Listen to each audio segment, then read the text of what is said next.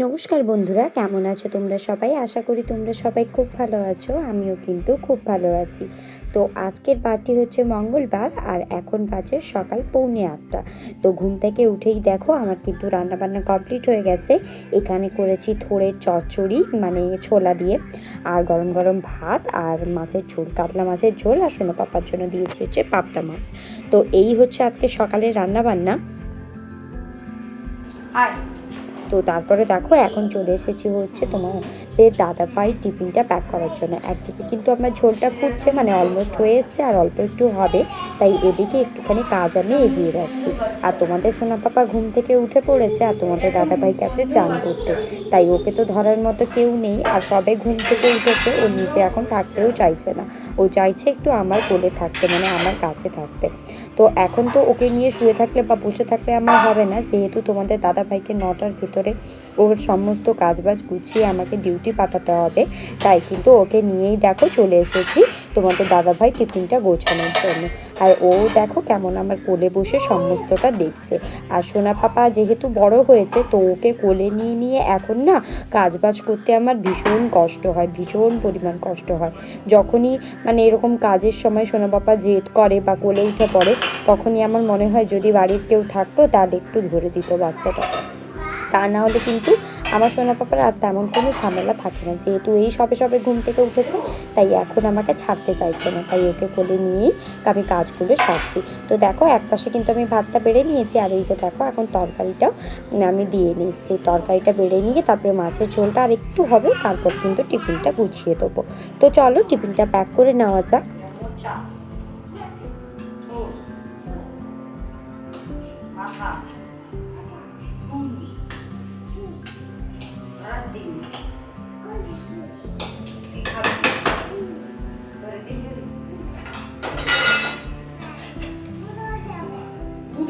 ডিম খেলতে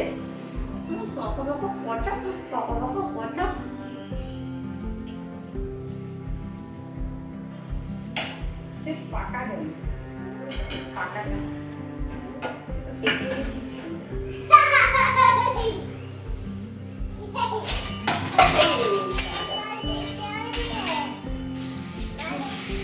তুই ফেলে দিলি তুই ফেলে দিলি তুই ফেলে দিয়েছিস তো একটু হাই। কেমন আছো? Good morning. লজ্জা পেয়ে গেছে, লজ্জা লজ্জা প্রকাশে ঘুমানো অন্তটা। হ্যালো,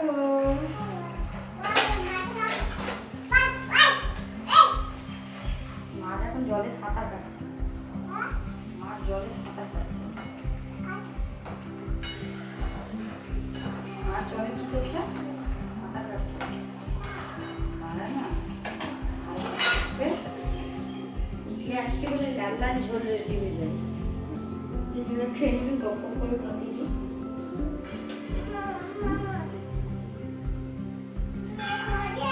হ্যাঁ এটাতে ঝোল দিব, ঝোল দিলে পাপা টিফিন গুছিয়ে দেবো, পাপা অফিস চলে যাবে, তুই আর আমি নাচু নাচু করবো, ড্যান্স ড্যান্স ড্যান্স, নাচু নাচু নাচু। কেমন করবো? নাচবো, ড্যান্স ড্যান্স ড্যান্স, এ পাগলু dance dance dance dance dance, এ পাগলু ড্যান্স ড্যান্স ড্যান্স। ও বাবা বাচ্চা রে, টিম টিম টিম, তারা মাঠে পাড়ে ডিম, তাদের খাড়া দুটো সিং, তারা হাট্টি মা টিম টিম। শুনবি এটা? হাট্টি মা টিম টিম,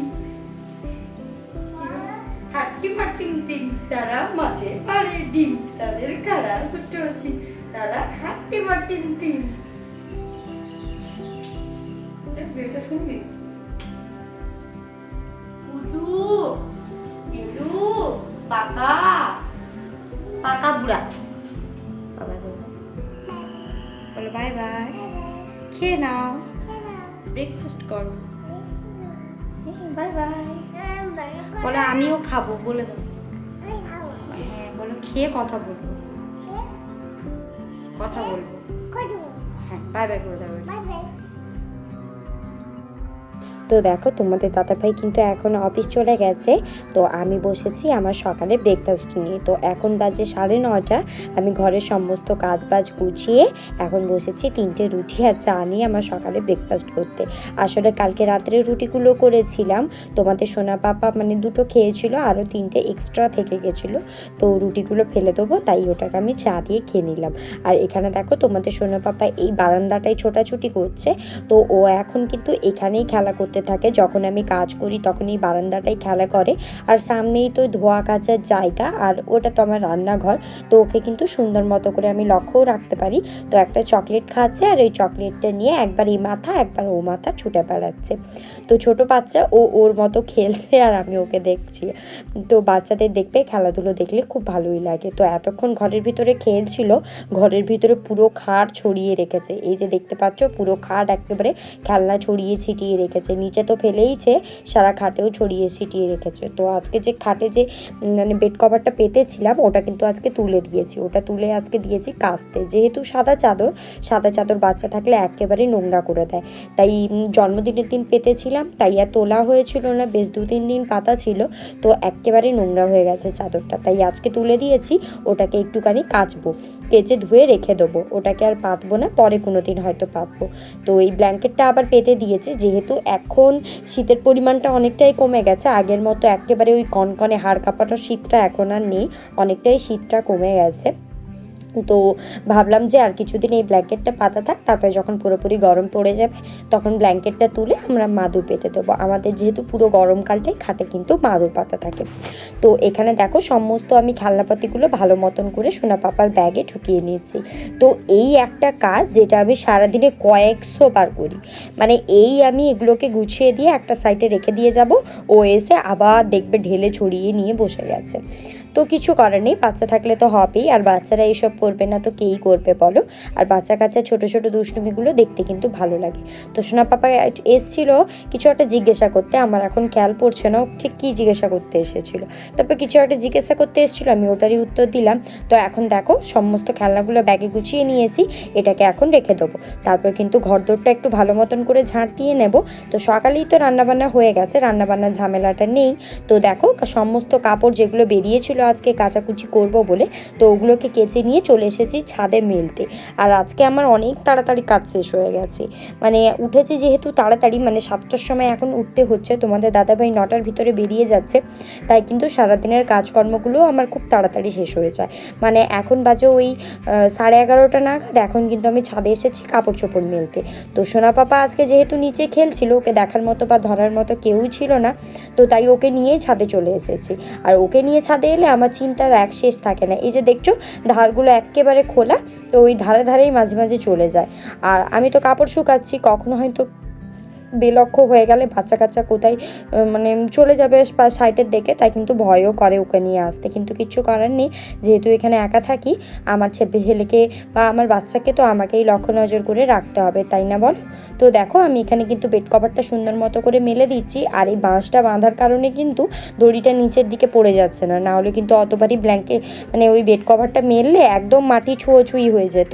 তো দেখো এখানে কিন্তু সুন্দর মতন করে আমি ব্ল্যাঙ্কেট, তো দেখো কাপড়গুলো কিন্তু এখানে সুন্দর মতন করে আমি মেলে দিচ্ছি। আর তোমাদের সোনা পাপা দেখো ওই দিকে আবার চলে গেছে খেলার জন্য, তো ওকে আমি লক্ষ্যই রাখছি, আর এদিকে দেখো কাপড়গুলো মেলে দিচ্ছি।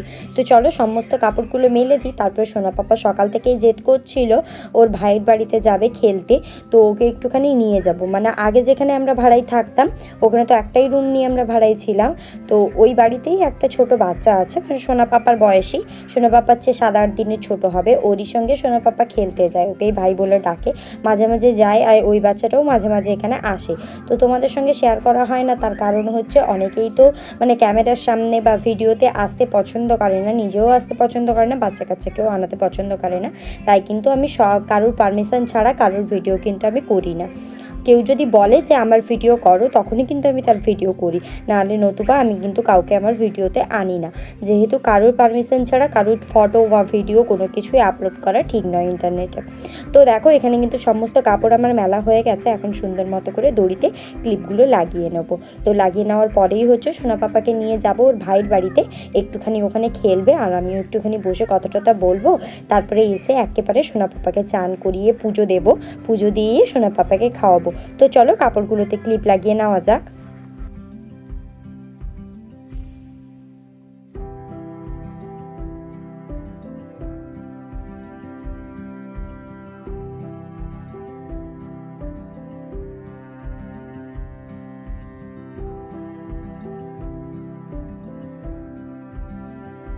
আর এই যে দেখো ওখান থেকে ঘুরে এসে চান করে আমি কিন্তু ঠাকুরকে সুন্দর মতো করে পুজো দিয়ে নিয়েছি।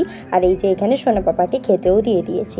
তো আজকে মাছের ঝোল আর থোড়ের চচ্চড়ি করেছিলাম, ওটা দিয়েই সোনা পাপাকে খেতে দিয়েছি। আর ও কেমন করে বসে খাচ্ছে দেখো। তো আজকের ভিডিওটা এখানেই শেষ করছি।